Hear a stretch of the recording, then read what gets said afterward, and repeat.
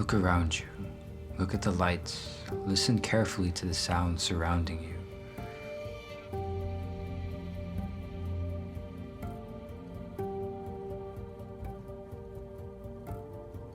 Look carefully at the flashing screens, Facebook, Instagram, the so-called reality television shows, and the news on TV.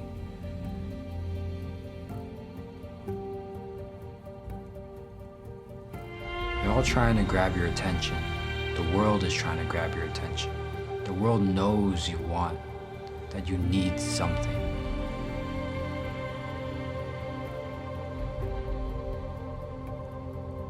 And we all need something. We're all deep in our hearts, lonely, separated. Whether you and I accept it or not, we're all lacking something quite fundamental.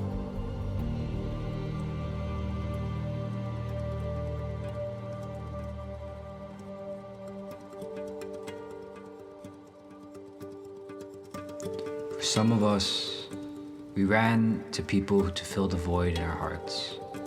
We joined with others in groups that advertised false joy and worth, thinking they would fulfill us.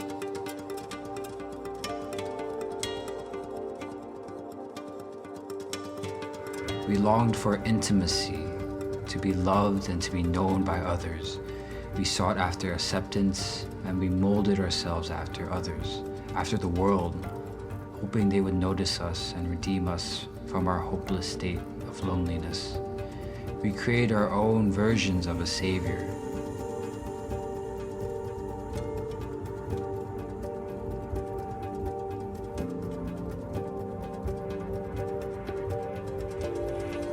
For others, we fell into the enticing glimmer of worldly pleasures, sex, drug, greed, power, fame, success.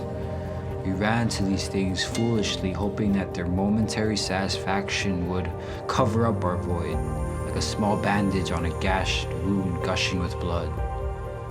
And in certain moments, relationships, people, and the trivial things satisfied us just enough to have us keep coming back for more.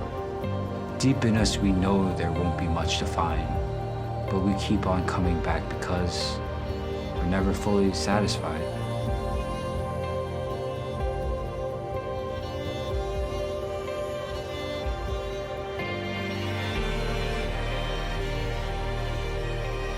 Yet what seemed like an innocent experiment grew like cancer and now holds us hostage. The very things that we thought we could master became our masters. Frustration pounds within us, our hearts continually asking for more and more, like a man drinking salt water, thinking it'll quench his thirst. Anger begins to boil and nothing seems to satisfy the deep brokenness of our needy hearts. So we just simply give up.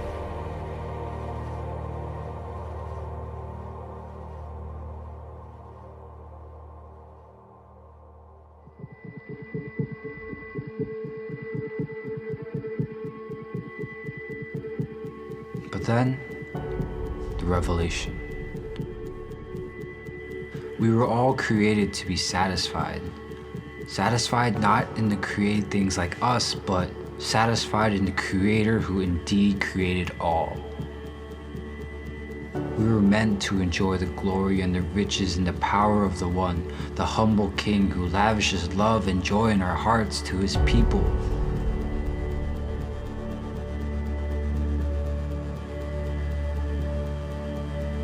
He indeed is the one meant for our hearts, the only one who will ever fill the vacuum in us. But sin entered and broke the relationship between us, man, and Him, God, and we rebelled against Him, the very source of our own life of joy and peace. And to justify our now empty hearts, we began to look for our own form of redemption, our own redeemers found in the world to bring us back to the satisfying life of partnership and friendship with God.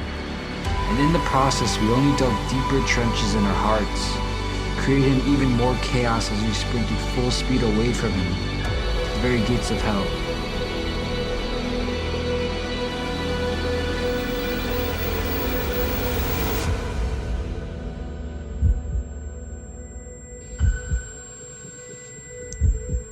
our deepest, darkest, loneliest, most broken, most vulnerable state, we hear the whispering voice of God thunder and proclaim, "Come to me, seek me, and receive."